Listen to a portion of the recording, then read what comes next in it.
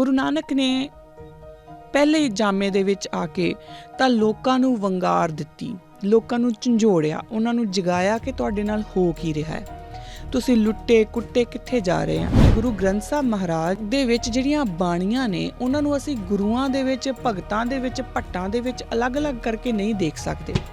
ਜਦੋਂ ਅਸੀਂ ਇਹ ਦੇਖਣਾ ਸ਼ੁਰੂ ਕਰਾਂਗੇ ਤਾਂ ਅਸੀਂ ਆਪਣੇ ਨਿਸ਼ਾਨੇ ਤੋਂ, ਅਸੀਂ ਆਪਣੇ ਟੀਚੇ ਤੋਂ ਖੁੰਝ ਜਾਵਾਂਗੇ। ਬੇਸਿਕਲੀ ਗੁਰੂ ਨਾਨਕ ਪਾਤਸ਼ਾਹ ਨੇ ਜੋ ਮਰਿਆਦਾ ਦਿੱਤੀ ਉਹ ਮਰਿਆਦਾ ਹੀ ਸਿੱਖੀ ਦਾ ਜਿਹੜਾ ਆਧਾਰਸ਼ਿਲਾ ਹੈ।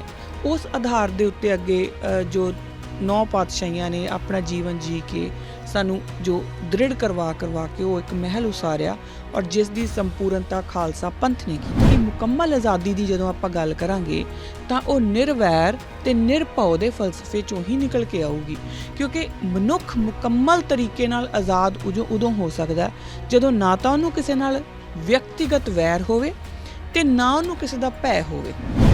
ਜਦੋਂ ਉਹ ਇਨਸਾਨ ਤੋਂ ਡਰੀ ਜਾਊਗਾ ਨਾ ਤਾਂ ਉਹ ਕਿਤੇ ਨਾ ਕਿਤੇ ਸੀਮਾਵਾਂ ਦੇ ਵਿੱਚ ਬੰਨਿਆ ਰਹੂਗਾ, ਔਰ ਜਦੋਂ ਵੈਰ ਦੇ ਵਿੱਚ ਵੈਰ ਦੀ ਭਾਵਨਾਵਾਂ ਦੇ ਵੀ ਨਾਲ ਚੱਲਣਾ ਸ਼ੁਰੂ ਕਰ ਦੂਗਾ ਤਾਂ ਫਿਰ ਵੀ ਉਹ ਕਿਤੇ ਨਾ ਕਿਤੇ ਉਹਦੀ ਜਿਹੜੀ ਆਜ਼ਾਦੀ ਹੈ ਉਹ ਕਿਸੇ ਬਾਉਂਡਰੀ ਵਿੱਚ ਆ ਜਾਊਗੀ। ਜਦੋਂ ਆਪਾਂ ਕੈਟਾਗਰੀਜ਼ ਦੇ ਵਿੱਚ ਆਉਂਦੇ ਹਾਂ ਤੇ ਉਹਦੇ ਵਿੱਚ ਹੀ ਫਿਰ ਭੈ ਵੀ ਆਉਂਦਾ, ਉਹਦੇ ਵਿੱਚ ਹੀ ਵੈਰ ਵੀ ਆਉਂਦਾ, ਉਹਦੇ ਵਿੱਚ ਹੀ ਹੋਰ ਕਈ ਤਰ੍ਹਾਂ ਦੇ ਜਿਹੜੇ ਨੇ ਉਹ ਜਕੜਨਾਵਾਂ ਜਿਹੜੀਆਂ ਆ ਜਾਂਦੀਆਂ, ਜਿਹਦੇ ਵਿੱਚ ਆਪਾਂ ਜਕੜੇ ਜਾਂਦੇ ਹਾਂ, ਜਿਹਦੇ ਵਿੱਚ ਅਸੀਂ ਇੱਕ ਤਰ੍ਹਾਂ ਨਾਲ ਗੁਲਾਮੀ ਵੱਲ ਵੱਧ ਜਾਂਦੇ ਹਾਂ ਜਦੋਂ ਅਸੀਂ ਕੈਟਾਗਰੀਜ਼ ਦੇ ਵਿੱਚ ਆ ਜਾਂਦੇ ਹਾਂ।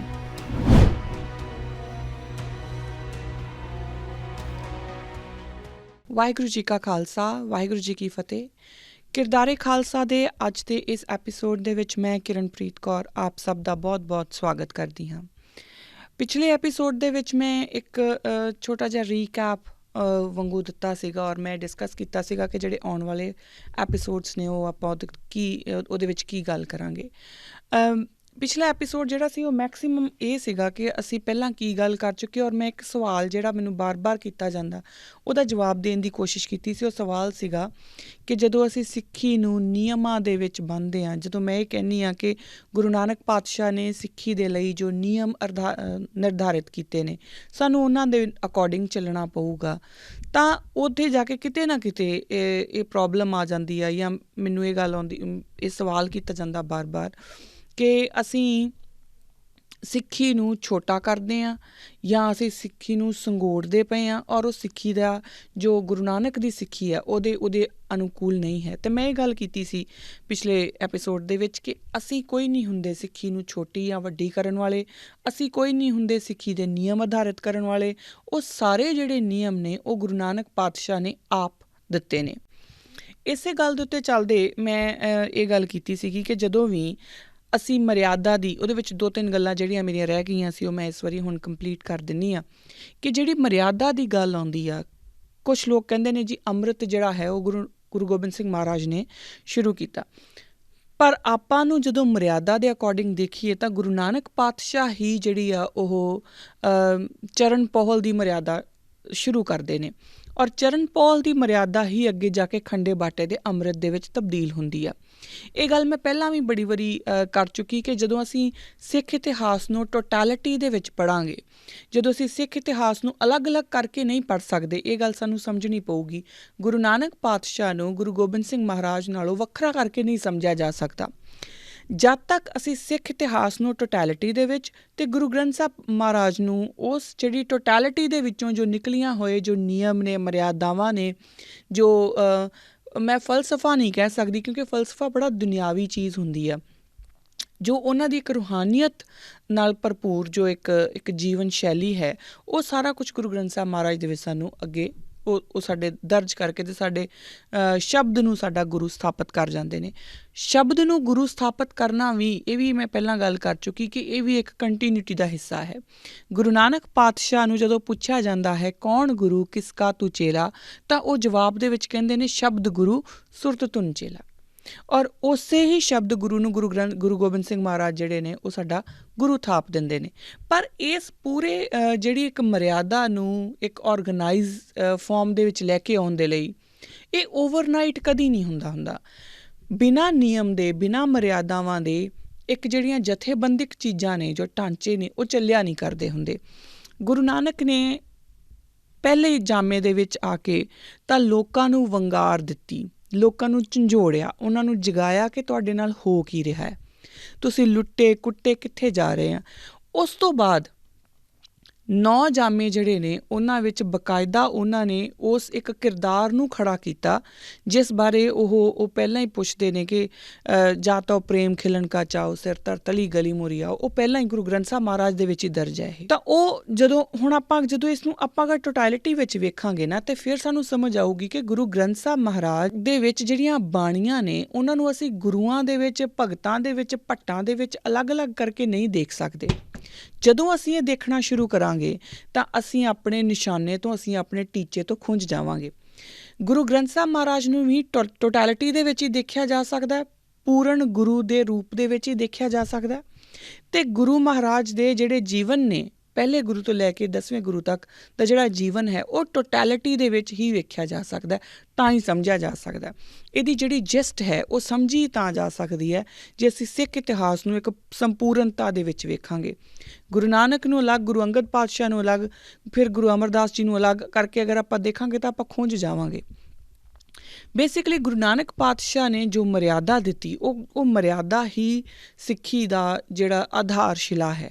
ਉਸ ਆਧਾਰ ਦੇ ਉੱਤੇ ਅੱਗੇ ਜੋ 9 ਪਾਤਸ਼ਾਹੀਆਂ ਨੇ ਆਪਣਾ ਜੀਵਨ ਜੀ ਕੇ ਸਾਨੂੰ ਜੋ ਦ੍ਰਿੜ ਕਰਵਾ ਕੇ ਉਹ ਇੱਕ ਮਹਿਲ ਉਸਾਰਿਆ, ਔਰ ਜਿਸ ਦੀ ਸੰਪੂਰਨਤਾ ਖਾਲਸਾ ਪੰਥ ਨੇ ਕੀਤੀ। ਹੁਣ ਪੰਥ ਜੋ ਹੈ ਉਹ ਗੁਰੂ ਨਾਨਕ ਪਾਤਸ਼ਾਹ ਇੱਕ ਐਸਾ ਪੰਥ ਤਿਆਰ ਕਰਦੇ ਨੇ ਕਿ ਜਿਹੜਾ ਸਿੱਖ ਪੰਥ ਨੂੰ ਜਦੋਂ ਉਹ ਇੱਕ ਜਥੇਬੰਦਿਕ ਰੂਪ ਦੇ ਵਿੱਚ ਦਿੰਦੇ ਨੇ ਤਾਂ ਇੱਕ ਤਰ੍ਹਾਂ ਦੀ ਸਿੱਖ ਲਹਿਰ ਖੜੀ ਕਰਨ ਦੀ ਕੋਸ਼ਿਸ਼ ਕਰਦੇ ਨੇ। ਉਹ ਸਿੱਖ ਲਹਿਰ ਦੇ 3 ਮੁੱਖ ਟੀਚੇ ਸੀ। ਹੁਣ ਉਹ 3 ਮੁੱਖ ਟੀਚੇ ਕਿਹੜੇ ਸੀਗੇ? ਪਹਿਲਾ ਕਿ ਮਨੁੱਖ ਜਾਤੀ ਦੀ ਮੁਕੰਮਲ ਆਜ਼ਾਦੀ। ਹੁਣ ਇਸ ਬਾਰੇ ਵੀ ਆਪਾਂ ਬਹੁਤ ਵਾਰੀ ਜ਼ਿਕਰ ਕਰ ਚੁੱਕੇ ਹਾਂ ਕਿ ਜਿਹੜੀ ਮੁਕੰਮਲ ਆਜ਼ਾਦੀ ਦੀ ਜਦੋਂ ਆਪਾਂ ਗੱਲ ਕਰਾਂਗੇ ਤਾਂ ਉਹ ਨਿਰਵੈਰ ਅਤੇ ਨਿਰਭਉ ਦੇ ਫਲਸਫੇ 'ਚੋਂ ਹੀ ਨਿਕਲ ਕੇ ਆਊਗੀ, ਕਿਉਂਕਿ ਮਨੁੱਖ ਮੁਕੰਮਲ ਤਰੀਕੇ ਨਾਲ ਆਜ਼ਾਦ ਉਦੋਂ ਹੋ ਸਕਦਾ ਜਦੋਂ ਨਾ ਤਾਂ ਉਹਨੂੰ ਕਿਸੇ ਨਾਲ ਵਿਅਕਤੀਗਤ ਵੈਰ ਹੋਵੇ ਅਤੇ ਨਾ ਉਹਨੂੰ ਕਿਸੇ ਦਾ ਭੈ ਹੋਵੇ। ਜਦੋਂ ਉਹ ਇਨਸਾਨ ਤੋਂ ਡਰੀ ਜਾਊਗਾ ਨਾ ਤਾਂ ਉਹ ਕਿਤੇ ਨਾ ਕਿਤੇ ਸੀਮਾਵਾਂ ਦੇ ਵਿੱਚ ਬੰਨ੍ਹਿਆ ਰਹੂਗਾ, ਔਰ ਜਦੋਂ ਉਹ ਵੈਰ ਦੀ ਭਾਵਨਾਵਾਂ ਦੇ ਵੀ ਨਾਲ ਚੱਲਣਾ ਸ਼ੁਰੂ ਕਰ ਦੂਗਾ ਤਾਂ ਫਿਰ ਵੀ ਉਹ ਕਿਤੇ ਨਾ ਕਿਤੇ ਉਹਦੀ ਜਿਹੜੀ ਆਜ਼ਾਦੀ ਹੈ ਉਹ ਕਿਸੇ ਬਾਊਂਡਰੀ ਵਿੱਚ ਆ ਜਾਊਗੀ, ਕਿਉਂਕਿ ਵੈਰ ਦੇ ਵਿੱਚੋਂ ਗੁੱਸਾ, ਦੁਐਸ਼, ਹੋਰ ਸਭ ਚੀਜ਼ਾਂ ਨਿਕਲਦੀਆਂ। ਇਹ ਗੱਲਾਂ ਮੈਂ ਬਹੁਤ ਜਿਹੜੇ ਪੁਰਾਣੇ ਐਪੀਸੋਡਸ ਨੇ ਉਹਨਾਂ ਵਿੱਚ ਬੜੇ ਵਿਸਥਾਰ ਦੇ ਨਾਲ ਕੀਤੀਆਂ ਹੋਈਆਂ ਨੇ, ਪਰ ਇਹ ਗੱਲ ਰਿਪੀਟ ਕਰਨੀ ਜ਼ਰੂਰੀ ਹੈ ਕਿਉਂਕਿ ਸਾਨੂੰ ਸਮਝਣਾ ਜ਼ਰੂਰੀ ਹੈ ਕਿ ਸਿੱਖ ਪੰਥ ਜਿਹੜਾ ਹੋਇਆ ਇੱਕ ਸਿੱਖ ਲਹਿਰ ਖੜੀ ਕਰਨ ਵੱਲ ਵੀ ਇੱਕ ਕਦਮ ਸੀਗਾ, ਔਰ ਉਹ ਲਹਿਰ ਦੇ ਵਿੱਚ ਜਿਹੜੇ ਮੁੱਖ ਟੀਚੇ ਸੀ ਉਹ ਟੀਚੇ ਕਿਹੜੇ ਸੀਗੇ? ਪਹਿਲਾ ਸੀ ਕਿ ਸਿੱਖਾਂ ਜਿਹੜੀ ਮਨੁੱਖ ਜਾਤੀ ਹੈ ਉਸ ਦੀ ਮੁਕੰਮਲ ਆਜ਼ਾਦੀ। ਦੂਸਰਾ, ਜਾਤ ਪਾਤ ਜਾਂ ਕਿਸੇ ਤਰ੍ਹਾਂ ਦੀ ਵੀ ਕੈਟੇਗਰੀ ਤੋਂ ਰਹਿਤ ਸਮਾਜ ਦੀ ਸਿਰਜਣਾ। ਹੁਣ ਜਦੋਂ ਆਪਾਂ ਕੈਟੇਗਰੀਜ਼ ਦੇ ਵਿੱਚ ਆਉਂਦੇ ਹਾਂ ਤਾਂ ਉਹਦੇ ਵਿੱਚ ਹੀ ਫਿਰ ਭੈ ਵੀ ਆਉਂਦਾ, ਉਹਦੇ ਵਿੱਚ ਹੀ ਵੈਰ ਵੀ ਆਉਂਦਾ, ਉਹਦੇ ਵਿੱਚ ਹੀ ਹੋਰ ਕਈ ਤਰ੍ਹਾਂ ਦੇ ਜਿਹੜੇ ਨੇ ਉਹ ਜਕੜਨਾਵਾਂ ਜਿਹੜੀਆਂ ਆ ਜਾਂਦੀਆਂ, ਜਿਹਦੇ ਵਿੱਚ ਆਪਾਂ ਜਕੜੇ ਜਾਂਦੇ ਹਾਂ, ਜਿਹਦੇ ਵਿੱਚ ਅਸੀਂ ਇੱਕ ਤਰ੍ਹਾਂ ਨਾਲ ਗੁਲਾਮੀ ਵੱਲ ਵੱਧ ਜਾਂਦੇ ਹਾਂ ਜਦੋਂ ਅਸੀਂ ਕੈਟੇਗਰੀਜ਼ ਦੇ ਵਿੱਚ ਆ ਜਾਂਦੇ ਹਾਂ। ਸੋ ਗੁਰੂ ਨਾਨਕ ਦਾ ਜਿਹੜਾ ਸਿੱਖ ਫਲਸਫਾ ਹੈ, ਗੁਰੂ ਨਾਨਕ ਦੀ ਜਿਹੜੀ ਸਿੱਖ ਲਹਿਰ ਹੈ, ਉਹਦਾ ਕਿਸੇ ਤਰ੍ਹਾਂ ਦੀ ਵੀ ਕੈਟੇਗਰੀ ਦੇ ਨਾਲ ਕੋਈ ਲੈਣਾ ਦੇਣਾ ਨਹੀਂ। ਤੁਸੀਂ ਉੱਚੇ ਨੀਚੇ ਦੇ ਕੈਟੇਗਰੀ ਵਿੱਚ ਨਹੀਂ ਬਣ ਸਕਦੇ, ਤੁਸੀਂ ਗੋਰੇ ਕਾਲੇ ਦੀ ਕੈਟੇਗਰੀ 'ਚ ਨਹੀਂ ਬੱਝ ਸਕਦੇ, ਤੁਸੀਂ ਆਦਮੀ ਔਰਤ ਦੀ ਕੈਟੇਗਰੀ 'ਚ ਨਹੀਂ ਬੱਝ ਸਕਦੇ, ਤੁਸੀਂ ਕਿਸੇ ਤਰ੍ਹਾਂ ਦੀ ਕੈਟੇਗਰੀ 'ਚ ਨਹੀਂ ਬੱਝ ਸਕਦੇ। ਇਹ ਗੁਰੂ ਨਾਨਕ ਦਾ ਜੋ ਸਿੱਖ ਪੰਥ ਹੈ ਉਸ ਦੀ ਪਹਿਲੀ ਅਤੇ ਬੁਨਿਆਦੀ ਨੀਹਾਂ ਦੇ ਵਿੱਚੋਂ ਇੱਕ ਹੈ, ਉਹਨਾਂ ਦੇ ਟੀਚਿਆਂ ਦੇ ਵਿੱਚੋਂ ਇੱਕ ਹੈ। ਔਰ ਤੀਸਰਾ ਜਿਹੜਾ ਟੀਚਾ ਸੀਗਾ ਉਹ ਸੀਗਾ ਕਿ ਪੰਥ ਨੂੰ ਰਾਜਸੀ, ਧਾਰਮਿਕ ਅਤੇ ਅਧਿਆਤਮਿਕ ਤੌਰ ਦੇ ਉੱਤੇ ਪਰਪੱਕ ਬਣਾਉਣਾ।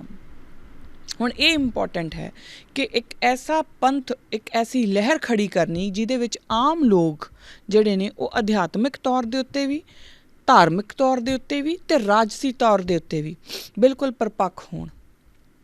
ਹੁਣ ਇਹਦੇ ਵਿੱਚ ਜਿਹੜਾ ਰਾਜਸੀ ਵਰਡ ਹੈ ਇਹ ਬੜਾ ਇੰਪੋਰਟੈਂਟ ਹੈ, ਕਿਉਂਕਿ ਰਾਜਸੀ ਹਰ ਇੱਕ ਬੰਦਾ ਰਾਜਸੀ ਜਿਹੜੀ ਟੀਚਿਆਂ ਵੱਲ ਨਹੀਂ ਵੱਧ ਸਕਦਾ। ਅੱਜ ਵੀ ਜੇ ਆਪਾਂ ਅੱਜ ਦੇ ਜ਼ਮਾਨੇ ਵਿੱਚ ਵੀ ਵੇਖ ਲਈਏ ਤਾਂ ਬਹੁਤਾਤ ਦੇ ਵਿੱਚ ਲੋਕ ਐਸੇ ਨੇ ਜਿਹੜੇ ਬਾਰ-ਬਾਰ ਇਹ ਕਹਿੰਦੇ ਮੈਂ ਤਾਂ ਜੀ ਪੋਲੀਟਿਕਸ ਤੋਂ ਦੂਰ ਰਹਿਣਾ। ਤੁਸੀਂ ਆਪਣੇ 'ਚੋਂ ਕਿਸੇ ਨੂੰ ਅਗਰ ਆਪਣੇ ਆਪ ਨੂੰ ਪੁੱਛ ਕੇ ਦੇਖੀਏ ਕਿ ਸਾਡੇ 'ਚੋਂ ਕਿੰਨੇ ਲੋਕ ਨੇ ਜਿਹੜੇ ਇਹ ਸੋਚਦੇ ਨੇ ਕਿ ਅਸੀਂ ਰਾਜ ਭਾਗ ਦੇ ਅਹੁਦੇਦਾਰ ਹੈਗੇ ਹਾਂ। ਸਾਡਾ ਜਾਂ ਫਿਰ ਦਾਅਵੇਦਾਰ ਹੈਗੇ ਆ, ਅਹੁਦਾ ਛੱਡ ਦਿਓ, ਦਾਅਵੇਦਾਰ ਹੈਗੇ ਆ ਅਸੀਂ। ਕਿੰਨੇ ਲੋਕ ਆ ਸਾਡੇ 'ਚੋਂ ਜੋ ਇਹ ਕਹਿੰਦੇ ਨੇ ਕਿ ਮੈਂ ਵੀ ਰਾਜ ਭਾਗ ਮਾਨਣ ਦੇ ਲਈ ਪੈਦਾ ਹੋਇਆ ਜਾਂ ਹੋਈ ਹਾਂ। ਉਹ ਇਸ ਕਰਕੇ ਸਾਡੇ ਵਿੱਚੋਂ ਖੁੰਝਦਾ ਗਿਆ ਕਿਉਂਕਿ ਅਸੀਂ ਸਿੱਖ ਪੰਥ, ਜਿਹੜੀ ਉਹ ਗੁਰੂ ਨਾਨਕ ਨੇ ਇੱਕ ਸਿੱਖ ਲਹਿਰ ਖੜੀ ਕੀਤੀ ਸੀ, ਅਸੀਂ ਉਸ ਤੋਂ ਮੁਨਕਰ ਹੁੰਦੇ ਗਏ ਔਰ ਇਸ ਕਰਕੇ ਅਸੀਂ ਫਿਰ ਉਸੇ ਗੁਲਾਮੀ ਵੱਲ ਵੱਧਦੇ ਗਏ। ਗੁਲਾਮੀ ਕਿਸੇ ਇੱਕ ਬੰਦੇ ਜਾਂ ਕਿਸੇ ਇੱਕ ਸੋਚ ਦੀ ਨਹੀਂ ਹੁੰਦੀ, ਗੁਲਾਮੀ ਸਾਡੀ ਆਪਣੀ ਸੋਚ ਦੀ ਹੁੰਦੀ ਹੈ। ਗੁਰੂ ਨਾਨਕ ਨੇ ਉਸੇ ਹੀ ਸੋਚ ਦੇ ਵਿੱਚੋਂ ਕੱਢ ਕੇ ਜਿਹੜੀ ਸਿੱਖ ਪੰਥ ਖੜਾ ਕੀਤਾ, ਉਹਦੀ ਨੀਂਹ ਰੱਖੀ ਸੀਗੀ ਕਿ ਉਹ ਹਰ ਤਰੀਕੇ ਦੇ ਨਾਲ ਰਾਜਸੀ, ਅਧਿਆਤਮਕ ਅਤੇ ਧਾਰਮਿਕ ਪਰਪੱਕਤਾ ਵੱਲ ਵਧੂਗਾ। ਹੁਣ ਜਦੋਂ ਕਿਸੇ ਐਸੀ ਲਹਿਰ ਨੂੰ ਖੜਾ ਕਰਨਾ ਹੁੰਦਾ ਤਾਂ ਉਸ ਲਹਿਰ ਦੇ ਵਾਸਤੇ ਮਰਿਆਦਾਵਾਂ ਦਾ ਮੁਲਾਂਕਣ ਹੋਣਾ, ਮਰਿਆਦਾਵਾਂ ਦਾ ਇੱਕ ਇਸਟੈਬਲਿਸ਼ ਹੋਣਾ ਬੜਾ ਜ਼ਰੂਰੀ ਹੋ ਜਾਂਦਾ। ਕਿਉਂਕਿ ਅਗਰ ਮਰਿਆਦਾਵਾਂ ਨਾ ਹੋਣਗੀਆਂ, ਨਿਯਮ ਨਾ ਹੋਣਗੇ ਤਾਂ ਫਿਰ ਕੌਣ ਕੀ ਕਿਵੇਂ ਕਰ ਰਿਹਾ, ਜਿਵੇਂ ਆਪਾਂ ਪਿਛਲੀ ਵਾਰੀ ਗੱਲ ਕੀਤੀ ਸੀਗੀ ਕਿ ਸਕੂਲ ਦੇ ਵਿੱਚ ਕਿੰਨੇ ਬੱਚੇ ਹੈ, ਕੀ ਕਰ ਰਹੇ ਆ, ਉਹ ਕੋਈ ਪਤਾ ਨਹੀਂ ਲੱਗੂਗਾ ਫਿਰ, ਹੈ ਨਾ। ਤਾਂ ਇਸ ਕਰਕੇ ਗੁਰੂ ਨਾਨਕ ਪਾਤਸ਼ਾਹ ਨੇ ਹੀ ਸਾਨੂੰ ਨਿਯਮਬੱਧ ਰੂਪ ਦੇ ਵਿੱਚ ਸਾਨੂੰ ਮਰਿਆਦਾਵਾਂ ਜਿਹੜੀਆਂ ਨੇ ਉਹ ਆਪ ਦਿੱਤੀਆਂ ਨੇ ਔਰ ਬਕਾਇਦਾ ਹੁਕਮ ਹੈ ਨਾ ਸਾਨੂੰ ਕਿ ਜਿਹੜਾ ਵੀ ਸਿੱਖ ਜਿਹੜਾ ਹੈ ਉਹ ਗੁਰੂ ਦੇ ਭਾਣੇ ਵਿੱਚ ਰਹਿੰਦਾ ਹੈ, ਉਹੀ ਸਿੱਖ ਸਖਾ ਬੰਦਪ ਹੈ ਭਾਈ। ਇਹ ਗੁਰੂ ਗ੍ਰੰਥ ਸਾਹਿਬ ਮਹਾਰਾਜ ਕਹਿੰਦੇ ਨੇ ਕਿ ਜੋ ਜਿਹੜਾ ਸਿੱਖ ਹੈ ਉਹ ਗੁਰੂ ਦੇ ਭਾਣੇ ਵਿੱਚ ਰਹੇ, ਉਹੀ ਸਿੱਖ ਸਖਾ ਬੰਦਪ ਹੈ ਭਾਈ। ਹਰ ਕੋਈ ਬੰਦਾ ਸਿੱਖ ਨਹੀਂ ਹੈ। ਹੁਣ ਸਾਡੀ ਪ੍ਰੋਬਲਮ ਕੀ ਹੈ ਕਿ ਅਸੀਂ ਹਰ ਇੱਕ ਜਿਹਨੇ ਪੱਗ ਬੰਨੀ ਆ ਅਸੀਂ ਉਹਨੂੰ ਸਿੱਖ ਸਮਝ ਲੈਂਦੇ ਹਾਂ, ਸਾਨੂੰ ਲੱਗਦਾ ਇਹ ਵੀ ਸਿੱਖ ਹੈ।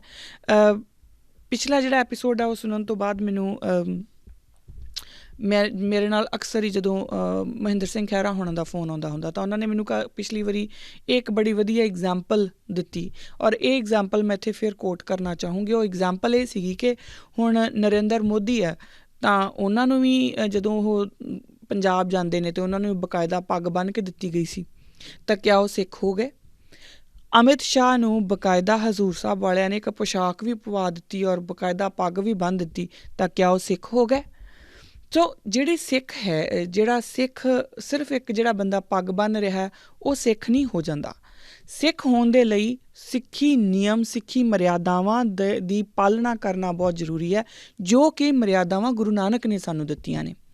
ਜਦੋਂ ਅਸੀਂ ਗੁਰੂ ਨਾਨਕ ਦੀਆਂ ਸਿੱਖਿਆਵਾਂ, ਉਹਨਾਂ ਦੀਆਂ ਮਰਿਆਦਾਵਾਂ ਜੋ ਨਿਰਧਾਰਿਤ ਕੀਤੀਆਂ ਉਹਦੇ ਤੋਂ ਮੁਨਕਰ ਹੋ ਕੇ ਅਤੇ ਜੇ ਅਸੀਂ ਪੱਗ ਬੰਨ੍ਹਦੇ ਹਾਂ ਜਾਂ ਕਿਸੇ ਤਰੀਕੇ ਨਾਲ ਵੀ ਅਸੀਂ ਆਪਣੇ ਨੂੰ ਸਿੱਖ ਕਹਿੰਦੇ ਹਾਂ ਤਾਂ ਅਸੀਂ ਗਲਤ ਹਾਂ, ਅਸੀਂ ਸਿੱਖ ਨਹੀਂ ਹੋ ਜਾਂਦੇ।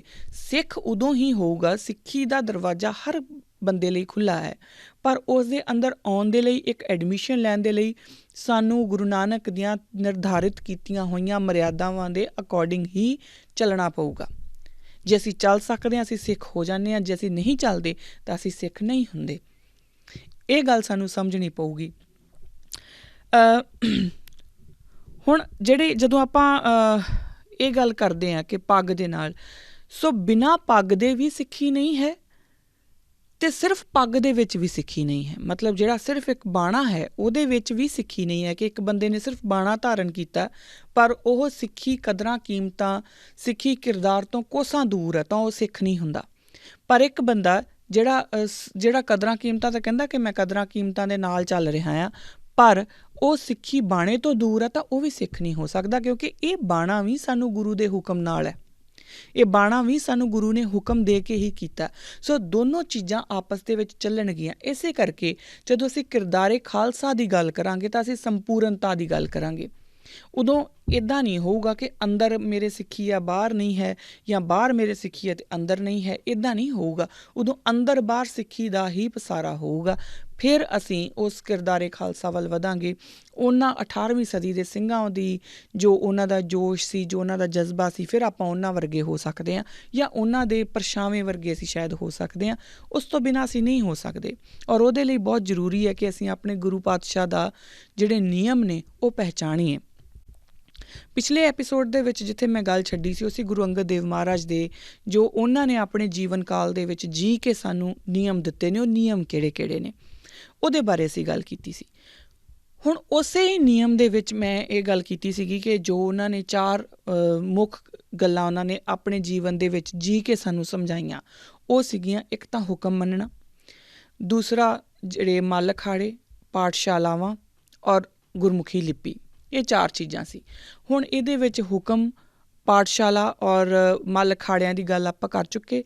ਪਿਛਲੀ ਵਾਰੀ ਮੈਂ ਗੱਲ ਇੱਥੇ ਛੱਡੀ ਸੀਗੀ ਕਿ ਆਪਾਂ ਗੁਰਮੁਖੀ ਲਿਪੀ ਬਾਰੇ ਹੁਣ ਆਪਾਂ ਗੱਲ ਸ਼ੁਰੂ ਕਰਨੀ ਆ। ਤਾਂ ਉਸ ਤੋਂ ਪਹਿਲਾਂ ਮੈਂ ਇਹ ਗੱਲ ਕੀਤੀ ਸੀਗੀ ਕਿ ਜਿਹੜੀ ਗੁਰਮੁਖੀ ਲਿਪੀ ਦੀ ਜਦੋਂ ਅਸੀਂ ਗੱਲ ਕਰਾਂਗੇ, ਮੈਂ ਪਿਛਲੀ ਵਾਰੀ ਬੇਨਤੀ ਕੀਤੀ ਸੀਗੀ ਕਿ 2 ਐਪੀਸੋਡ ਲੱਗਣਗੇ। ਤਾਂ ਉਹ ਗੁਰਮੁਖੀ ਲਿਪੀ ਨੂੰ ਸਮਝਣ ਦੇ ਲਈ ਪਹਿਲਾਂ ਤਾਂ ਇਹ ਜ਼ਰੂਰੀ ਹੈ ਸਮਝ ਲੈਣਾ ਕਿ ਭਾਸ਼ਾ ਹੈ ਕੀ, ਭਾਸ਼ਾ ਕਿਉਂ ਜ਼ਰੂਰੀ ਹੈ, ਅਤੇ ਕਿਆ ਵਾਕਈ ਭਾਸ਼ਾਵਾਂ ਮਰ ਜਾਇਆ ਕਰਦੀਆਂ ਨੇ। ਇਹ ਕੁਛ ਕੁ ਗੱਲਾਂ ਜਿਹੜੀਆਂ ਨੇ ਉਹ ਸਾਨੂੰ ਸਮਝਣੀਆਂ ਬਹੁਤ ਜ਼ਰੂਰੀ ਹੈ। ਸਭ ਤੋਂ ਪਹਿਲਾਂ ਜਦੋਂ ਆਪਾਂ ਗੱਲ ਕਰਾਂਗੇ ਕਿ ਭਾਸ਼ਾ ਹੈ ਕੀ, ਤਾਂ ਭਾਸ਼ਾ ਦੇ ਬਾਰੇ ਗੱਲ ਕਰਨ ਲੱਗਿਆਂ ਇਹ ਦੇਖਣਾ ਪਊਗਾ ਸਿਰਫ ਭਾਸ਼ਾ ਇੰਨੀ ਕੀ ਨਹੀਂ ਹੁੰਦੀ ਕਿ ਭਾਸ਼ਾ ਦਾ ਮਤਲਬ ਹੈ ਕਿ ਅਸੀਂ ਆਪਣੀ ਜਿਹੜੀ ਜੋ ਸਾਡੀਆਂ ਭਾਵਨਾਵਾਂ ਨੇ ਉਹਨਾਂ ਨੂੰ ਕਮਿਊਨੀਕੇਟ ਕਰ ਪਾਈਏ, ਸਿਰਫ ਇੰਨਾ ਕੀ ਭਾਸ਼ਾ ਦੀ ਗੱਲ ਨਹੀਂ ਹੁੰਦੀ। ਜੇ ਸਿਰਫ ਇੰਨੀ ਕੀ ਗੱਲ ਹੋਵੇ ਤਾਂ ਜਦੋਂ ਅਗਰ ਮੰਨ ਲਓ ਕਿ ਮੇਰੇ ਕੋਲ ਆਵਾਜ਼ ਨਾ ਹੋਵੇ, ਜਿਨ੍ਹਾਂ ਲੋਕਾਂ ਕੋਲ ਬੋਲੀ ਨਹੀਂ ਹੁੰਦੀ, ਆਵਾਜ਼ ਨਹੀਂ ਹੁੰਦੀ, ਜੋ ਜਿਨ੍ਹਾਂ ਨੂੰ ਆਪਾਂ ਗੂੰਗੇ ਕਹਿ ਦਿੰਦੇ ਹਾਂ, ਉਹ ਹੁੰਦੇ, ਉਹ ਵੀ ਆਪਣੇ ਆਪ ਨੂੰ ਆਪਣੀਆਂ ਕੁਛ ਸਾਈਨ ਲੈਂਗੁਏਜ ਦੇ ਨਾਲ ਆਪਣੀ ਗੱਲ ਕਹਿ ਦਿੰਦੇ ਨੇ। ਸਿਰਫ ਇੰਨਾ ਕਿ ਇਸ ਕਰਕੇ ਮਹੱਤਵ ਨਹੀਂ ਹੈ ਭਾਸ਼ਾ ਦਾ ਕਿ ਆਪਣੀਆਂ ਫੀਲਿੰਗਸ, ਆਪਣੀਆਂ ਭਾਵਨਾਵਾਂ ਨੂੰ ਵਿਅਕਤ ਕਰ ਦੇਣਾ। ਤਾਂ ਇਹਦੇ ਵਾਸਤੇ ਭਾਸ਼ਾ ਆਪਣੇ ਆਪ ਦੇ ਵਿੱਚ ਇੱਕ ਪੂਰਾ ਇੰਸਟੀਟਿਊਟ ਹੋਇਆ ਕਰਦੀ ਹੈ।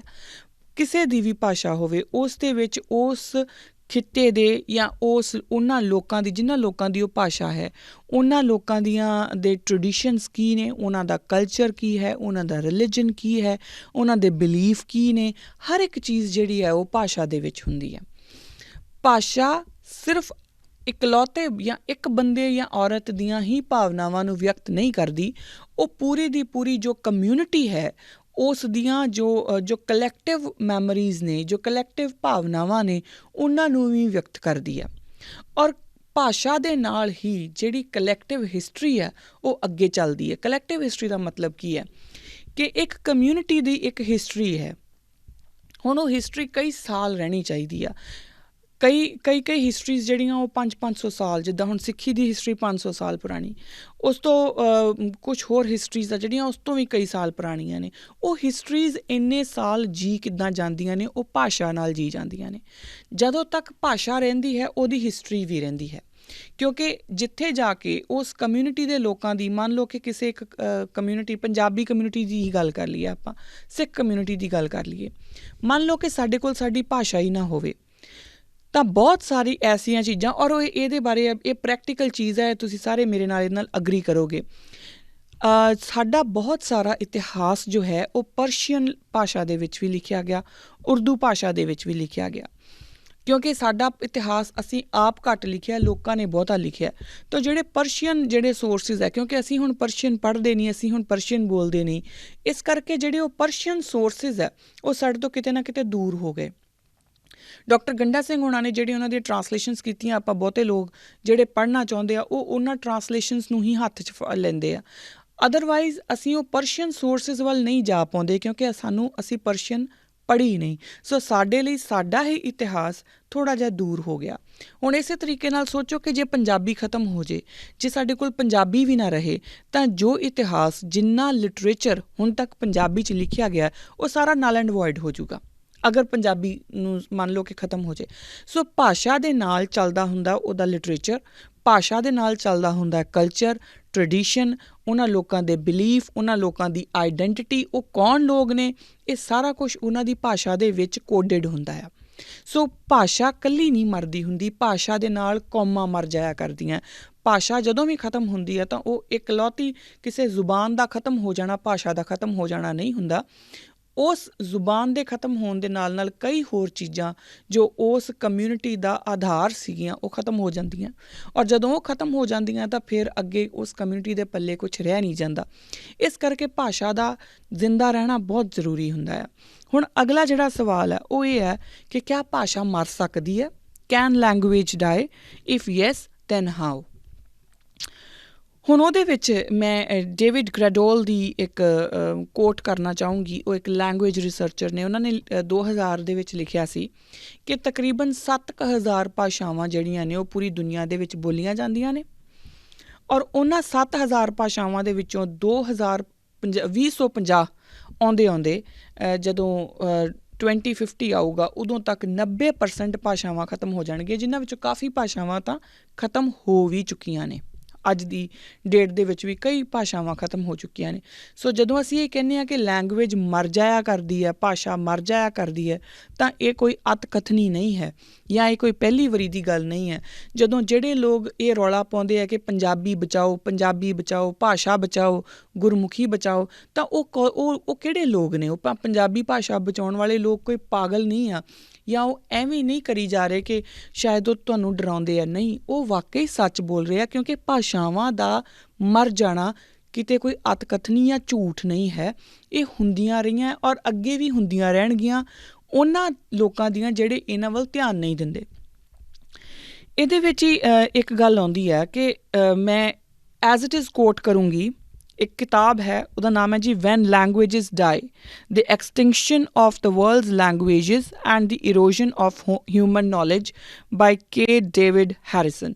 ਆਕਸਫੋਰਡ ਯੂਨੀਵਰਸਿਟੀ ਪ੍ਰੈਸ 2007 ਦੇ ਵਿੱਚ ਇਹ ਕਿਤਾਬ ਪਬਲਿਸ਼ ਕਰਦੀ ਹੈ ਔਰ ਇਹਦੇ ਵਿੱਚ ਉਹ ਲਿਖਦੇ ਨੇ ਕਿ last speakers of probably half of the world's languages are alive today.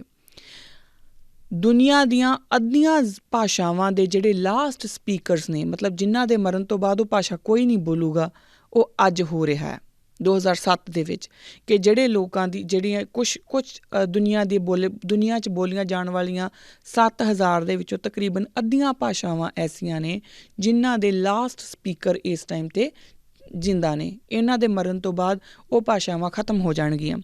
ਹੁਣ ਉਹ ਕਹਿੰਦੇ ਨੇ as they grow old and die their voices will fall silent. Their children and grandchildren, by overwhelming majority, will either choose not to learn or will be deprived of the opportunity to learn the ancestral language. ਇਹ ਬੜੀ important ਗੱਲ ਹੈ। ਉਹ ਕਹਿੰਦੇ ਜਦੋਂ ਉਹ ਖਤਮ ਹੋ ਜਾਣਗੇ, ਜਿਹੜੇ ਉਹਨਾਂ ਦੇ ਬੱਚੇ, ਉਹਨਾਂ ਦੇ ਗ੍ਰੈਂਡ ਚਿਲਡਰਨ ਆ, ਜਾਂ ਤਾਂ ਉਹ ਲੈਂਗੁਏਜ ਪੜ੍ਹ ਨਹੀਂ ਸਕਣਗੇ ਕਿਉਂਕਿ ਉਹਨਾਂ ਕੋਲ ਉਹ ਅਦਾਰੇ ਹੀ ਨਹੀਂ ਹੋਣਗੇ ਜਿਹੜੇ ਉਹਨਾਂ ਨੂੰ ਭਾਸ਼ਾ ਪੜ੍ਹਾਉਣ। ਹੁਣ ਇਸ ਚੀਜ਼ ਨੂੰ ਪੰਜਾਬ ਦੇ ਨਾਲ ਜ਼ਰਾ ਲਾ ਕੇ ਦੇਖਿਓ ਜੀ। ਪੰਜਾਬ ਦੇ ਵਿੱਚ ਪੰਜਾਬੀ ਅਧਿਆਪਕ ਦੀ ਜਿੰਨੀ ਦੁਰਗਤੀ ਹੈ ਓਨੀ ਹੋਰ ਕਿਸੇ ਦੀ ਨਹੀਂ ਆ। ਤੁਸੀਂ ਇੰਗਲਿਸ਼ ਟੀਚਰ ਹੋ, ਤੁਹਾਨੂੰ ਨੌਕਰੀ ਮਿਲ ਜਾਂਦੀ ਹੈ। ਤੁਸੀਂ ਇੱਥੋਂ ਤੱਕ ਕਿ ਜਿਹੜੇ ਸਰਕਾਰੀ ਅਦਾਰੇ ਨੇ ਉਹਨਾਂ ਵਿੱਚ ਵੀ ਪੰਜਾਬੀ ਦੇ ਜਿਹੜੇ ਟੀਚਰਸ ਨੇ ਉਹਨਾਂ ਦੀ ਬਹੁਤ ਦੁਰਗਤੀ ਆ। ਉਹ ਕਿਉਂ ਆ ਔਰ ਉਹਦੇ ਨਾਲ ਨੁਕਸਾਨ ਕੀ ਹੋਊਗਾ? ਕਿਉਂਕਿ ਪੰਜਾਬੀ ਜਦੋਂ ਕੋਈ MA ਪੰਜਾਬੀ ਕਰਕੇ ਉਹਨੂੰ ਅੱਗੇ ਨੌਕਰੀ ਹੀ ਨਹੀਂ ਮਿਲੂਗੀ ਤਾਂ ਉਹ ਆਪਣੇ ਆਪ ਹੀ ਪੰਜਾਬੀ ਤੋਂ ਦੂਰ ਹੁੰਦਾ ਜਾਊਗਾ। ਉਹਨੂੰ ਲੱਗੂਗਾ ਕਿ ਮੈਂ ਪੰਜਾਬੀ ਪੜ੍ਹ ਕੇ ਕੀ ਕਰਨਾ, ਪੰਜਾਬੀ ਨਾਲ ਮੈਨੂੰ ਅੱਗੇ ਨੌਕਰੀ ਨਹੀਂ ਮਿਲਣੀ, ਤਾਂ ਫਿਰ ਉਹ ਪੰਜਾਬੀ ਨੂੰ ਛੱਡਣਾ ਸ਼ੁਰੂ ਕਰ ਦੂਗਾ। ਕਿਉਂਕਿ ਸਭ ਤੋਂ ਪਹਿਲਾ ਸਵਾਲ ਤਾਂ ਪੇਟ ਦਾ ਸਵਾਲ ਹੈ ਨਾ। ਸਭ ਤੋਂ ਪਹਿਲਾਂ ਤਾਂ ਅਸੀਂ ਨੌਕਰੀ ਵੱਲ ਭੱਜਦੇ ਹਾਂ, ਤਾਂ ਉਹ ਪੰਜਾਬੀ ਨੂੰ ਛੱਡਣੀ ਸ਼ੁਰੂ ਕਰ ਦੇਣਗੇ। ਜਦੋਂ ਉਹ ਪੰਜਾਬੀ ਨੂੰ ਛੱਡਦੇ ਜਾਣਗੇ ਤਾਂ ਅੱਗੇ ਚੱਲਦੇ ਜਾਣਗੇ, ਤਾਂ ਫਿਰ ਉਹਨਾਂ ਦੇ ਬੱਚੇ ਉਹ ਆਪਣੇ ਬੱਚਿਆਂ ਨੂੰ ਵੀ ਅੱਗੇ ਹੀ ਮੱਤ ਦੇਣਗੇ ਵੀ ਪੰਜਾਬੀ ਪੜ੍ਹਨ ਦੀ ਲੋੜ ਨਹੀਂ। ਰਾਦਰ ਉਹ ਸਕੂਲ ਹੀ ਉਹ ਚੂਜ਼ ਕਰਨਗੇ ਜਿਹਦੇ ਪੰਜਾਬੀ ਹੋਵੇ ਨਾ ਹੋਵੇ, ਇੰਗਲਿਸ਼ ਹੋਵੇ, ਹਿੰਦੀ ਹੋਵੇ, ਕਿਉਂਕਿ ਜਿਹੜੀਆਂ ਭਾਸ਼ਾਵਾਂ ਨੇ ਅੱਗੇ ਨੌਕਰੀ ਦਿਵਾਉਣੀ ਉਹ ਹੋਣੀਆਂ ਜ਼ਰੂਰੀ ਹੈ। ਸੋ ਇਸ ਕਰਕੇ ਇਹ ਜਿਹੜੀਆਂ ਇੱਕ ਤਰੀਕਾ ਹੁੰਦਾ ਆ ਕਿਸੇ ਵੀ ਭਾਸ਼ਾ ਨੂੰ ਖ਼ਤਮ ਕਰਨ ਦਾ, ਕਿ ਜਿਹੜੇ ਉੱਥੋਂ ਦੇ ਅਦਾਰੇ ਨੇ ਜੋ ਉਹਨਾਂ ਭਾਸ਼ਾਵਾਂ ਦੇ ਉੱਤੇ ਟਿਕੇ ਹੋਏ ਨੇ ਉਹਨਾਂ ਨੂੰ ਡਾਵਾਂਡੋਲ ਕਰ ਦਿਓ, ਉਹਨਾਂ ਨੂੰ ਹਿਲਾ ਦਿਓ। ਹੁਣ ਉਹ ਜਦੋਂ ਉਸ ਭਾਸ਼ਾ ਦੀ ਕੋਈ ਯੂਟਿਲਿਟੀ ਨਹੀਂ ਰਹਿ ਜਾਊਗੀ ਤਾਂ ਲੋਕ ਆਪਣੇ ਆਪ ਹੀ, ਖਾਸ ਤੌਰ 'ਤੇ ਜਿਹੜੀ ਯੰਗ ਜਨਰੇਸ਼ਨ ਆ, ਉਹ ਉਹਨਾਂ ਨੂੰ ਸਿੱਖਣਾ ਬੰਦ ਕਰ ਦੂਗੀ। ਔਰ ਇਹ ਗੱਲ ਪੰਜਾਬ 'ਚ ਹੋ ਰਹੀ ਹੈ। ਸੋ ਜਿਹੜੀਆਂ ਮੋਸਟ ਆਫ ਦੀ ਲੈਂਗੁਏਜਿਸ ਨੇ ਉਹ ਇਸੇ ਤਰੀਕੇ ਨਾਲ ਹੀ ਖ਼ਤਮ ਹੁੰਦੀਆਂ। ਹੁਣ ਇਹਦੇ ਵਿੱਚ ਮੈਂ ਇੱਕ ਇੰਪੋਰਟੈਂਟ ਨੁਕਤਾ ਜਿਹੜਾ ਉਹ ਦੇਣਾ ਚਾਹੁੰਦੀ ਹਾਂ, ਉਹ ਇਹ ਹੈ ਕਿ ਦੋ ਚੀਜ਼ਾਂ ਹੁੰਦੀਆਂ। ਇੱਕ ਤਾਂ ਲੈਂਗੁਏਜਿਸ ਦਾ ਡੈਡ ਹੋ ਜਾਣਾ ਅਤੇ ਦੂਜਾ ਐਕਸਟਿੰਕਟ ਹੋ ਜਾਣਾ।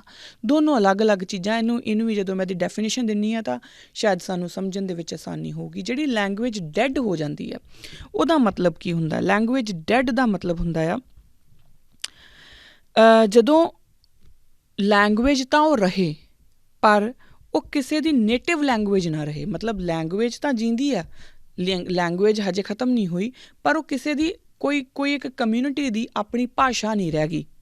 ਹੁਣ ਇਸ ਚੀਜ਼ ਨੂੰ ਸਮਝਿਓ ਕਿ ਜਦੋਂ ਪੰਜਾਬੀ ਸੂਬੇ ਦੀ ਗੱਲ ਚੱਲਦੀ ਹੈ ਜਾਂ ਜਦੋਂ ਪੰਜਾਬ ਦੇ ਜਿਹੜੇ ਬਾਰ-ਬਾਰ ਸਾਡੇ ਕੁਛ ਬੁੱਧੀਜੀਵੀ ਇਹ ਬੋਲਦੇ ਰਹਿੰਦੇ ਨੇ ਕਿ ਜਿਹੜੇ ਪੰਜਾਬ ਦੇ ਹਿੰਦੂ ਆ ਉਹ ਆਪਣੀ ਭਾਸ਼ਾ ਹਿੰਦੀ ਕਿਉਂ ਲਿਖਾਉਂਦੇ ਆ, ਉਹ ਪੰਜਾਬੀ ਕਿਉਂ ਨਹੀਂ ਲਿਖਾਉਂਦੇ, ਜਾਂ ਉਹਨਾਂ ਨੂੰ ਉਤਸ਼ਾਹਿਤ ਕਿਉਂ ਕੀਤਾ ਜਾਂਦਾ ਕਿ ਤੁਹਾਡੀ ਜਿਹੜੀ ਭਾਸ਼ਾ ਉਹ ਹਿੰਦੀ ਲਿਖਵਾਓ, ਪੰਜਾਬੀ ਨਾ ਲਿਖਵਾਓ। ਉਹ ਕਿਉਂ ਹੁੰਦਾ? ਕਿਉਂਕਿ ਜਦੋਂ ਅਗਲੇ ਇਹ ਗੱਲ ਪ੍ਰੂਵ ਕਰਨ ਦੇ ਉੱਤੇ ਕਾਮਯਾਬ ਹੋ ਜਾਣਗੇ ਨਾ ਕਿ ਪੰਜਾਬੀ ਸੂਬੇ ਦੇ ਵਿੱਚ ਜਾਂ ਪੰਜਾਬ ਜਿਹੜਾ ਸਟੇਟ ਹੈ ਉਹਦੇ ਵਿੱਚ ਪੰਜਾਬੀ ਮਾਈਨੋਰਿਟੀ ਦੇ ਵਿੱਚ ਹੈ, ਕਿ ਪੰਜਾਬੀ ਬਹੁਤੇ ਲੋਕਾਂ ਦੀ ਭਾਸ਼ਾ ਹੈ ਨਹੀਂ, ਜਦੋਂ ਬਹੁਤ ਲੋਕ ਹਿੰਦੀ ਉੱਤੇ ਟਿਕ ਕਰਦੇ ਜਾਣਗੇ ਕਿ ਸਾਡੀ ਭਾਸ਼ਾ ਹਿੰਦੀ ਹੈ, ਪੰਜਾਬੀ ਨਹੀਂ ਹੈ, ਤਾਂ ਫਿਰ ਉਸ ਭਾਸ਼ਾ ਨੂੰ ਡੈਡ ਭਾਸ਼ਾ ਘੋਸ਼ਿਤ ਕਰਨਾ ਸੌਖਾ ਹੋ ਜਾਊਗਾ। ਕਿਉਂਕਿ ਜਦੋਂ ਕਿਸੇ ਖਿੱਤੇ ਦੇ ਲੋਕਾਂ ਦੀ ਉਹ ਨੇਟਿਵ ਭਾਸ਼ਾ ਨਹੀਂ ਰਹਿ ਜਾਊਗੀ ਪੰਜਾਬੀ, ਤਾਂ ਉਹਨੂੰ ਇਹ ਕਹਿ ਦੇਣਾ ਕਿ ਪੰਜਾਬੀ ਡੈਡ ਲੈਂਗੁਏਜ ਹੈ, ਬੜਾ ਸੌਖਾ ਹੋ ਜਾਊਗਾ। ਸੋ ਇੱਕ ਪੋਲੀਟੀਕਲ ਮੂਵ ਹੈ ਇਹ। ਜਿਹੜੇ ਸਾਡੇ ਬੁੱਧੀਜੀਵੀ ਜਾਂ ਜਿਹੜੇ ਸਾਡੇ ਅਗਲੀ ਜਿਹੜੀਆਂ ਪੀੜ੍ਹੀਆਂ ਦੇ ਜਿਹੜੇ ਸੋਸ਼ਲ ਸਰਵਿਸ ਜਿਹੜੇ ਕਰਦੇ ਨੇ ਜਾਂ ਜਿਹੜੇ ਇਹ ਭਾਸ਼ਾ ਦੇ ਲਈ ਜਿਹੜੇ ਲੜਾਈ ਲੜ ਰਹੇ ਨੇ, ਉਹ ਲੋਕ ਬਾਰ-ਬਾਰ ਕਹਿੰਦੇ ਨੇ ਕਿ ਆਪਣੀ ਜਦੋਂ ਤੁਹਾਡੀ ਜਨਗਣਨਾ ਹੁੰਦੀ ਹੈ ਤਾਂ ਉਹਦੇ ਵਿੱਚ ਲਿਖੋ, ਸੈਂਸਸ ਦੇ ਵਿੱਚ ਲਿਖੋ ਕਿ ਤੁਹਾਡੀ ਭਾਸ਼ਾ ਪੰਜਾਬੀ ਹੈ। ਉਹ ਕਿਉਂ ਇਸ ਗੱਲ 'ਤੇ ਜ਼ੋਰ ਦਿੰਦੇ ਨੇ? ਕਿਉਂਕਿ ਅਗਰ ਅਸੀਂ ਵੀ ਨਹੀਂ ਲਿਖਾਂਗੇ ਤਾਂ ਜਿਹੜੇ ਲੋਕ ਇਹ ਗੱਲ ਲਿਖ ਰਹੇ ਨੇ ਕਿ ਉਹ ਪੰਜਾਬ ਦੇ ਵਿੱਚ ਰਹਿੰਦੇ ਹੋਏ ਵੀ ਆਪਣੀ ਮਾਤਰ ਭਾਸ਼ਾ ਜਿਹੜੀ ਹੈ, ਨੇਟਿਵ ਲੈਂਗੁਏਜ ਹਿੰਦੀ ਟਿਕ ਕਰ ਰਹੇ ਨੇ, ਤਾਂ ਉਹ ਇਸ ਗੱਲ ਦਾ ਰਾਹ ਸੁਖਾਲਾ ਕਰ ਰਹੇ ਆ ਕਿ ਅਗਲੀਆਂ ਜਿਹੜੀਆਂ ਹਕੂਮਤਾਂ ਨੇ ਉਹ ਇਹ ਕਹਿ ਦੇਣ ਕਿ ਪੰਜਾਬੀ ਕਿਸੇ ਖਿੱਤੇ ਦੀ ਨੇਟਿਵ ਭਾਸ਼ਾ ਨਹੀਂ ਹੈ। ਜਦੋਂ ਪੰਜਾਬੀ ਨੇਟਿਵ ਭਾਸ਼ਾ ਨਹੀਂ ਰਹੀ ਤਾਂ ਪੰਜਾਬੀ ਡੈਡ ਲੈਂਗੁਏਜ ਘੋਸ਼ਿਤ ਕੀਤੀ ਜਾ ਸਕਦੀ ਹੈ। ਜਿਹੜੀਆਂ ਡੈਡ ਲੈਂਗੁਏਜਿਸ ਹੁੰਦੀਆਂ ਆ, ਹੁਣ ਇਹਦੇ ਵਾਸਤੇ ਇੱਕ ਐਗਜ਼ਾਮਪਲ ਹੈ ਲੈਟਿਨ ਭਾਸ਼ਾ। ਲੈਟਿਨ ਭਾਸ਼ਾ ਦੇ ਬਹੁਤ ਸਾਰੇ ਵਰਡ ਅੱਜ ਵੀ ਵਰਤੇ ਜਾਂਦੇ ਆ, ਪਰ ਉਹ ਡੈਡ ਲੈਂਗੁਏਜ ਹੈ। ਕਿਉਂ? ਕਿਉਂਕਿ ਉਹ ਕਿਸੇ ਦੀ ਨੇਟਿਵ ਭਾਸ਼ਾ ਹੈ ਹੀ ਨਹੀਂ। ਹੁਣ ਲੈਟਿਨ ਦੇ ਵਿੱਚ ਜਿਹੜਾ ਲਿਟਰੇਚਰ ਲਿਖਿਆ ਹੋਇਆ ਉਹ ਕਿੰਨੇ ਕੁ ਲੋਕ ਪੜ੍ਹਦੇ ਆ? ਬਹੁਤ ਇੱਕਾ ਦੁੱਕਾ ਕੁਛ ਉਂਗਲਾਂ 'ਤੇ ਗਿਣੇ ਜਾਣ ਵਾਲੇ ਲੋਕ ਨੇ ਜਿਹੜੇ ਲੈਟਿਨ ਦੇ ਸਕੋਲਰਸ ਨੇ। ਲੈਟਿਨ ਭਾਸ਼ਾ ਬਹੁਤ ਘੱਟ ਲੋਕ ਪੜ੍ਹਦੇ ਆ। ਜਦੋਂ ਡੈਡ ਲੈਂਗੁਏਜ ਹੋ ਗਈ ਤਾਂ ਅਗਲੇ ਕੁਛ ਦਹਾਕਿਆਂ ਦੇ ਵਿੱਚ ਉਹ ਐਕਸਟਿੰਕਟ ਵੀ ਹੋ ਜੂਗੀ। ਹੁਣ ਐਕਸਟਿੰਕਟ ਭਾਸ਼ਾ ਕਿਹੜੀ ਹੁੰਦੀ ਹੈ? ਜਿਹਦਾ ਦੁਨੀਆ ਦੇ ਉੱਤੇ ਕੋਈ ਸਪੀਕਰ ਨਾ ਬਚੇ। ਜਦੋਂ ਕੋਈ ਭਾਸ਼ਾ ਡੈਡ ਲੈਂਗੁਏਜ ਹੋ ਗਈ ਅਤੇ ਇਸ ਦਾ ਮਤਲਬ ਹੈ ਕਿ ਉਹਦੇ ਆਧਾਰ ਦੇ ਉੱਤੇ ਨੌਕਰੀਆਂ ਵੀ ਹੈ ਨਹੀਂ, ਉਹਦੇ ਆਧਾਰ ਦੇ ਉੱਤੇ ਤੁਹਾਡੀ ਵਰਗ ਦੀ, ਕਿਉਂਕਿ ਜਦੋਂ ਤੁਸੀਂ ਤੁਹਾਡੀ ਭਾਸ਼ਾ ਨੂੰ ਡੈਡ ਘੋਸ਼ਿਤ ਕਰ ਦਿੱਤਾ ਗਿਆ ਤਾਂ ਉਸ ਤੋਂ ਬਾਅਦ ਫਿਰ ਅਗਲਾ ਜਿਹੜਾ ਸਟੈਪ ਆ ਉਹ ਕੀ ਹੈ ਕਿ ਜਿਹੜੀ ਭਾਸ਼ਾ ਹੀ ਨਹੀਂ ਹੈ, ਨੇਟਿਵ ਲੈਂਗੁਏਜਿਸ, ਨੇਟਿਵ ਲੋਕਾਂ ਦੀ ਉਹ ਭਾਸ਼ਾ ਹੀ ਨਹੀਂ ਰਹੀ, ਤਾਂ ਫਿਰ ਉਸ ਆਧਾਰ ਦੇ ਉੱਤੇ ਨੌਕਰੀਆਂ ਕਿਉਂ ਦੇਣੀਆਂ? ਉਸ ਆਧਾਰ ਦੇ ਉੱਤੇ ਉਹਨੂੰ ਸਕੂਲਾਂ 'ਚ ਕਿਉਂ ਲਾਉਣਾ, ਕਾਲਜਾਂ ਵਿੱਚ ਕਿਉਂ ਲਾਉਣਾ? ਉਹ ਪੜ੍ਹਾਈ ਕਿਉਂ ਜਾਣੀ ਚਾਹੀਦੀ ਹੈ? ਕਿਉਂਕਿ ਜਿਹੜੀ ਭਾਸ਼ਾ ਹੀ ਡੈਡ ਹੈ। ਇਸ ਕਰਕੇ ਸਾਨੂੰ ਹਰ ਇੱਕ ਪੁਆਇੰਟ ਦੇ ਉੱਤੇ ਸਮਝਣਾ ਪਊਗਾ ਕਿ ਜਿਹੜੀ ਭਾਸ਼ਾ ਹੈ ਉਹ ਇੰਪੋਰਟੈਂਟ ਕਿਉਂ ਆ, ਪਹਿਲੀ ਗੱਲ। ਦੂਸਰੀ ਗੱਲ, ਭਾਸ਼ਾ ਨੂੰ ਡੈਡ ਤੋਂ ਐਕਸਟਿੰਕਟ ਵੱਲ ਕਿੱਦਾਂ ਵਧਾਇਆ ਜਾਂਦਾ, ਇਹ ਗੱਲ ਸਾਨੂੰ ਸਮਝਣੀ ਪਊਗੀ। ਫਿਰ ਉਸ ਤੋਂ ਬਾਅਦ ਸਾਨੂੰ ਸਮਝ ਆਊਗੀ ਕਿ ਜਿਹੜੇ ਸਾਡੇ ਲੋਕ ਭਾਸ਼ਾ ਦੀ ਲੜਾਈ ਲੜ ਰਹੇ ਨੇ ਉਹ ਕਿਉਂ ਲੜ ਰਹੇ ਨੇ। ਸੋ ਜਿਹੜੇ ਸਾਡੇ ਲੋਕ ਜਿਹੜੇ ਹੈ ਉਹ ਜਿਹੜੇ ਭਾਸ਼ਾ ਦੀ ਲੜਾਈ ਲੜ ਰਹੇ ਨੇ, ਜਿਹੜੇ ਬਾਰ-ਬਾਰ ਇਹ ਕਹਿੰਦੇ ਨੇ ਕਿ ਸਾਨੂੰ ਪੰਜਾਬੀ ਬਚਾਉਣੀ ਚਾਹੀਦੀ ਆ, ਸਾਡੇ 'ਚੋਂ ਬਹੁਤਿਆਂ ਨੂੰ ਇਹ ਲੱਗਦਾ ਹੋਊਗਾ ਕਿ ਕੁਛ ਜਿਹੜੇ ਲੱਖਾ ਸਿਧਾਣਾ ਵਰਗੇ ਲੋਕ ਨੇ ਜਿਹੜੇ ਆ ਕੇ ਉਹ ਕਹਿੰਦੇ ਨੇ ਕਿ ਜੀ ਪੰਜਾਬੀ ਉੱਪਰ ਲਿਖੋ, ਫਿਰ ਹਿੰਦੀ ਲਿਖੋ, ਫਿਰ ਅੰਗਰੇਜ਼ੀ ਲਿਖੋ। ਇਹ ਪਾਗਲ ਹੈ। ਸਾਨੂੰ ਇਹ ਲੱਗਦਾ ਹੋਊਗਾ ਕਿ ਸ਼ਾਇਦ ਇਹ ਕਹਿ ਰਹੇ ਨੇ ਕਿ ਇਹਨਾਂ ਦੇ ਦਿਮਾਗ 'ਚ ਕੀ ਗੱਲ ਆਉਂਦੀ ਆ, ਜਾਂ ਇਹਦੇ ਬਾਰੇ ਕਈ ਲੋਕ ਇਹ ਕਹਿੰਦੇ ਨੇ ਕਿ ਇਹਦਾ ਫ਼ਰਕ ਕੀ ਪੈਂਦਾ ਹੈ। ਫ਼ਰਕ ਪੈਂਦਾ ਹੈ, ਬਹੁਤ ਵੱਡਾ ਫ਼ਰਕ ਪੈਂਦਾ ਹੈ, ਕਿਉਂਕਿ ਜਦੋਂ ਤੱਕ ਅਸੀਂ ਆਪਣੀ ਭਾਸ਼ਾ ਨੂੰ ਆਪ ਅਹਿਮੀਅਤ ਨਹੀਂ ਦਿੰਦੇ, ਉਦੋਂ ਤੱਕ ਕਿਸੇ ਨੇ ਸਾਡੀ ਭਾਸ਼ਾ ਨੂੰ ਅਹਿਮੀਅਤ ਨਹੀਂ ਦੇਣੀ। ਔਰ ਇਹ ਸਾਨੂੰ ਯਾਦ ਰੱਖਣਾ ਪਊਗਾ, ਔਰ ਇਸ ਦੇ ਬਾਰੇ ਸਾਨੂੰ ਇੱਕ ਗੱਲ ਆਪਣੇ ਧਿਆਨ 'ਚ ਰੱਖਣੀ ਪਊਗੀ ਕਿ ਜਿਸ ਦਿਨ ਪੰਜਾਬੀ ਜਿਹੜੀ ਹੈ ਉਹ ਪਹਿਲਾਂ ਆਪਾਂ ਪੰਜਾਬੀ ਤੋਂ ਸ਼ੁਰੂ ਹੋਏ, ਫਿਰ ਇੰਗਲਿਸ਼, ਹਿੰਦੀ, ਫਿਰ ਹਿੰਦੀ ਉੱਪਰ ਆਉਣੀ ਸ਼ੁਰੂ ਹੋਈ, ਪੰਜਾਬੀ ਥੱਲੇ, ਇੱਦਾਂ ਹੀ ਕਰਦੇ ਕਿਸੇ ਦਿਨ ਨੂੰ ਪੰਜਾਬੀ ਉਸ ਨਕਸ਼ੇ ਦੇ ਵਿੱਚੋਂ ਹੀ ਨਿਕਲ ਜਾਊਗੀ। ਕਿਸੇ ਦਿਨ ਨੂੰ ਜਿਹੜੀ ਹਕੂਮਤ ਹੈ ਉਹ ਪੰਜਾਬੀ ਵਿੱਚ ਲਿਖਣਾ ਹੀ ਸੋਚੂਗੀ ਵੀ ਇਹਨਾਂ ਦਾ ਕੀ ਫਾਇਦਾ, ਕਿਉਂਕਿ ਔਰ ਇਸੇ ਤਰੀਕੇ ਨਾਲ ਅੱਗੇ ਚੱਲ ਕੇ ਉਹ ਸਾਡੀ ਭਾਸ਼ਾ ਨੂੰ ਡੈਡ ਲੈਂਗੁਏਜ ਡਿਕਲੇਅਰ ਕਰ ਦੇਣਗੇ। ਇਸੇ ਤਰੀਕੇ ਨਾਲ ਹੀ ਭਾਸ਼ਾਵਾਂ ਦੀ ਜਿਹੜਾ ਜੈਨੋਸਾਈਡ ਹੈ ਨਾ, ਜਿਹੜੀਆਂ ਭਾਸ਼ਾਵਾਂ ਖ਼ਤਮ ਹੁੰਦੀਆਂ, ਭਾਸ਼ਾਵਾਂ ਦੀ ਨਸਲਕੁਸ਼ੀ ਕੀਤੀ ਜਾਂਦੀ ਹੈ, ਉਹ ਇਸੇ ਤਰੀਕੇ ਨਾਲ ਕੀਤੀ ਜਾਂਦੀ ਹੈ। ਔਰ ਜਿਵੇਂ ਮੈਂ ਪਹਿਲਾਂ ਕਹਿ ਚੁੱਕੀ ਕਿ ਇੱਕ ਭਾਸ਼ਾ ਦੇ ਨਾਲ ਬਹੁਤ ਵੱਡਾ ਢਾਂਚਾ ਜੁੜਿਆ ਹੁੰਦਾ ਹੈ। ਭਾਸ਼ਾ ਕਦੀ ਵੀ ਇਕੱਲੀ ਨਹੀਂ ਹੁੰਦੀ। ਭਾਸ਼ਾ ਦੇ ਨਾਲ ਸਥਾਨਕ ਲੋਕਾਂ ਦੀ ਨੌਲੇਜ ਜੁੜੀ ਹੁੰਦੀ ਹੈ। ਭਾਸ਼ਾ ਦੇ ਨਾਲ ਸਥਾਨਕ ਲੋਕਾਂ ਦੇ ਸੱਭਿਆਚਾਰ, ਉਹਨਾਂ ਦੀਆਂ ਕਦਰਾਂ ਕੀਮਤਾਂ, ਉਹਨਾਂ ਦੀਆਂ ਰਵਾਇਤਾਂ, ਉਹਨਾਂ ਦੀ ਜਿਹੜਾ ਬੋਲ ਬਾਣੀ, ਉਹਨਾਂ ਦਾ ਖਾਣ ਪੀਣ, ਉਹਨਾਂ ਦਾ ਰਹਿਣ ਸਹਿਣ, ਸਾਰਾ ਕੁਛ ਜੁੜਿਆ ਹੁੰਦਾ ਹੈ। ਔਰ ਉਸੇ ਭਾਸ਼ਾ ਦਾ ਹੀ ਇੱਕ ਕੋਡਿਡ ਸਟਰਕਚਰ ਤਿਆਰ ਹੁੰਦਾ ਹੈ, ਜਿਸ ਕੋਡਿਡ ਸਟਰਕਚਰ ਦੇ ਵਿੱਚ ਚੱਲਦੇ ਹੋਏ ਤੁਹਾਡੀ ਜਿਹੜੀ ਇੱਕ ਅਲੱਗ ਪਹਿਚਾਣ ਹੈ ਉਹ ਉਸ ਭਾਸ਼ਾ ਦੇ ਨਾਲ ਹੁੰਦੀ ਹੈ। ਹੁਣ ਇੱਕ ਗੱਲ ਆਪਣੇ ਦਿਮਾਗ 'ਚ ਸਾਰੇ ਸੋਚ ਕੇ ਦੇਖਿਓ ਕਿ ਅਗਰ ਆਪਾਂ ਕੱਲ੍ਹ ਨੂੰ ਕਿਤੇ ਇਹ ਦੇਖੀਏ ਕਿ ਪੰਜਾਬੀ ਤਾਂ ਕੋਈ ਭਾਸ਼ਾ ਹੈ ਹੀ ਨਹੀਂ, ਅਗਰ ਇਹ ਕਿਤੇ ਹੋਵੇ ਕਿ ਪੰਜਾਬੀ ਤਾਂ ਕੋਈ ਭਾਸ਼ਾ ਨਹੀਂ ਹੈ, ਤਾਂ ਫਿਰ ਪੰਜਾਬ ਦਾ ਅਤੇ ਬਾਕੀ ਹੋਰਨਾਂ ਸੂਬਿਆਂ ਦਾ ਵਖਰੇਵਾਂ ਕੀ ਰਹਿ ਗਿਆ? ਪੰਜਾਬ ਵਿਲੱਖਣ ਕਿਵੇਂ ਹੋਇਆ ਬਾਕੀ ਸੂਬਿਆਂ ਤੋਂ। ਇਸੇ ਤਰੀਕੇ ਨਾਲ ਤਮਿਲਨਾਡੂ ਹੈ। ਹੁਣ ਤਮਿਲ ਲੋਕ ਅਗਰ ਕਹਿਣਾ ਸ਼ੁਰੂ ਕਰ ਦੇਣ ਕਿ ਤਮਿਲ ਤਾਂ ਕੋਈ ਭਾਸ਼ਾ ਹੈ ਨਹੀਂ, ਤਾਂ ਅਗਰ ਤਮਿਲ ਕੋਈ ਭਾਸ਼ਾ ਨਹੀਂ ਹੈ ਤਾਂ ਫਿਰ ਤਮਿਲ ਵੀ ਤਾਂ ਬਾਕੀ ਇੱਕੋ ਹੀ ਹੋਮੋਜੀਨੀਅਸ ਜਗ੍ਹਾ ਦਾ ਹਿੱਸਾ ਹੋ ਗਿਆ। ਤਾਂ ਉਹ ਜਿਹੜਾ ਇੱਕ ਹਿੰਦੁਸਤਾਨ ਦਾ ਇੱਕ ਪੂਰਾ ਇੱਕ ਟੁਕੜਾ ਹੈ, ਇੱਕ ਲੈਂਡ ਮਾਸ ਹੈ, ਉਹਦੇ ਵਿੱਚ ਇੱਕੋ ਹੀ ਭਾਸ਼ਾ ਜੋ ਲਾਗੂ ਕਰਨਾ ਚਾਹ ਰਹੇ ਨੇ ਉਹ ਹਿੰਦੀ। ਹੁਣ ਅਗਰ ਸਾਰੇ ਦਾ ਸਾਰਾ ਹਿੰਦੁਸਤਾਨ ਹਿੰਦੀ ਬੋਲ ਰਿਹਾ ਤਾਂ ਮਤਲਬ ਬਾਕੀ ਭਾਸ਼ਾਵਾਂ ਜਿਹੜੀਆਂ ਨੇ ਉਹ ਮਾਈਨੋਰਿਟੀ 'ਚ ਹੋ ਗਈਆਂ। ਜਦੋਂ ਤੁਹਾਡੀ ਭਾਸ਼ਾ ਹਿੰਦੀ ਹੋ ਗਈ ਤਾਂ ਫਿਰ ਤੁਸੀਂ ਇਤਿਹਾਸ ਕਿਹਦਾ ਪੜ੍ਹੋਗੇ? ਫਿਰ ਤੁਸੀਂ ਕਿਹੜਾ ਇਤਿਹਾਸ ਪੜ੍ਹੋਗੇ? ਉਹ ਜੋ ਹਿੰਦੀ 'ਚ ਲਿਖਿਆ ਗਿਆ, ਜੋ ਪੰਜਾਬੀ ਵਿੱਚ ਲਿਖਿਆ ਗਿਆ, ਉਹ ਤੁਹਾਡੇ ਹੱਥੋਂ ਬਾਹਰ ਨਿਕਲ ਜੂਗਾ। ਸੋ ਅਸੀਂ ਪੰਜਾਬੀ ਭਾਸ਼ਾ, ਅਗਰ ਪੰਜਾਬੀ ਭਾਸ਼ਾ ਕਿਤੇ ਖੋਈ ਜਾਂਦੀ ਹੈ, ਅਗਰ ਸਾਡੀ ਪਹੁੰਚ ਤੋਂ ਦੂਰ ਜਾਂਦੀ ਹੈ, ਤਾਂ ਅਸੀਂ ਉਸ ਭਾਸ਼ਾ ਦੇ ਨਾਲ ਸਿਰਫ ਇੱਕ ਆਪਣੀ ਗੱਲਬਾਤ ਕਰਨ ਦਾ ਮਾਧਿਅਮ ਨਹੀਂ ਖੋਵਾਂਗੇ, ਅਸੀਂ ਬਹੁਤ ਕੁਝ ਹੋਰ ਵੀ ਖੋ ਦਾਂਗੇ। ਇਹਦਾ ਇੱਕ ਐਗਜ਼ਾਮਪਲ ਹੈ, ਬਹੁਤ ਸਾਰੇ ਐਸੇ ਅੱਖਰ ਨੇ ਜੋ ਕਦੀ ਸਾਡੇ ਵੱਡੇ ਬਜ਼ੁਰਗ ਜਿਹੜੇ ਨੇ ਉਹ ਇਸਤੇਮਾਲ ਕਰਿਆ ਕਰਦੇ ਸੀ। ਅੱਜ ਸਾਡੇ ਕੋਲ ਉਹ ਅੱਖਰ ਹੈ ਨਹੀਂ। ਅੱਜ ਬਹੁਤੇ ਲੋਕਾਂ ਨੂੰ ਪਤਾ ਨਹੀਂ ਕਿ ਪੰਜਾਲੀ ਕੀ ਹੁੰਦੀ ਹੈ, ਤੱਕਲਾ ਕੀ ਹੁੰਦਾ ਹੈ, ਬਹੁਤੇ ਲੋਕਾਂ ਨੂੰ ਚੌਂਕੇ ਦਾ ਨਹੀਂ ਪਤਾ, ਬਹੁਤੇ ਲੋਕਾਂ ਨੂੰ ਅੰਗੀਠੀ ਦਾ ਨਹੀਂ ਪਤਾ। ਇਹ ਜਿਹੜੇ ਅੱਖਰ ਸੀ, ਬੋਤਾ ਕੀ ਹੁੰਦਾ ਆ, ਇਹ ਕੁਝ ਅੱਖਰ ਜਿਹੜੇ ਅੱਜ ਸਾਡੇ ਕੋਲ ਕਿਤੇ ਨਾ ਕਿਤੇ ਖੁੱਸ ਗਏ। ਪਿੱਛੇ ਜੇ ਇੱਕ ਪ੍ਰੋਗਰਾਮ ਹੋ ਰਿਹਾ ਸੀਗਾ ਤਾਂ ਉਹਦੇ ਵਿੱਚ ਕਿਸੇ ਨੇ ਇੱਕ ਬੜੀ ਪਿਆਰੀ ਕਵਿਤਾ ਪੜ੍ਹੀ ਸੀਗੀ, ਉਹ ਸੀਗੀ ਭੱਬੇ ਦੇ ਉੱਤੇ। ਬਹੁਤੇ ਲੋਕ ਸਾਡੇ ਜੋ ਅੱਜ ਅਸੀਂ ਆਪਣੀ ਰੋਜ਼ਮਰਾ ਦੀ ਜ਼ਿੰਦਗੀ ਦੇ ਵਿੱਚ ਹੀ ਅਸੀਂ ਭੱਬਾ, ਰਾੜੇ ਨੂੰ ਬਹੁਤੇ ਲੋਕ ਰਾਰਾ ਹੀ ਪੜ੍ਹੀ ਜਾਂਦੇ ਆ, ਬੋਲੀ ਜਾਂਦੇ ਆ, ਹੈ ਨਾ। ਭੱਬਾ, ਭੈਣ ਤਾਂ ਕੋਈ ਕਹਿੰਦਾ ਹੀ ਨਹੀਂ, ਭੈਣ ਕਹਿੰਦੇ ਨੇ।